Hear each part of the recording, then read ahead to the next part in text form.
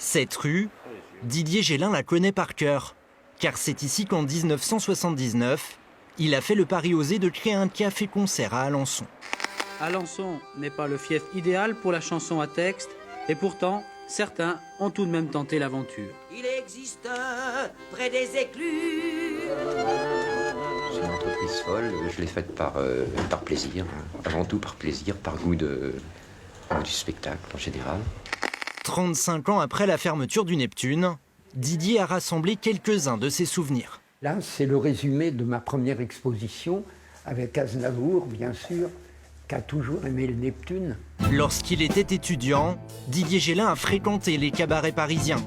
Il y a rencontré de nombreux artistes et quand il a décidé de créer le Neptune, certains sont venus le soutenir.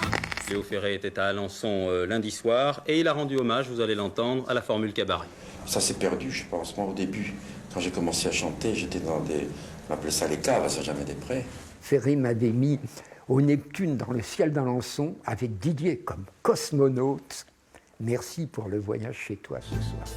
Léo Ferré, mais aussi Claude Nougaro, Éric Vincent et surtout Bernard Lavilliers, qui au sommet de sa carrière est venu chanter devant 30 personnes, par amitié. Au Neptune, chacun se côtoyait dans un joyeux mélange. Il y avait des gens de 80 ans, il y avait des gens des quartiers défavorisés comme la ZUP, mais il y avait des hyper bourgeois. Les gens buvaient un petit quart de bière ou d'autres étaient au champagne.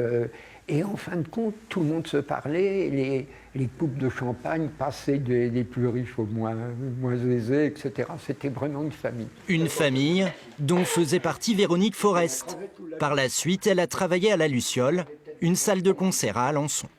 Quand j'ai fait venir des personnes comme Benjamin Biolay ou Thomas Dutronc dans une petite ville de l'Orne, je me dis que ce que j'ai pu vivre jeune au Neptune n'y est peut-être pas étranger, effectivement. 6 ans après sa naissance, le Neptune a finalement fait naufrage pour des raisons financières. Mais Didier Gélin a montré la voie en créant une drôle de planète où sont encore accrochées quelques étoiles.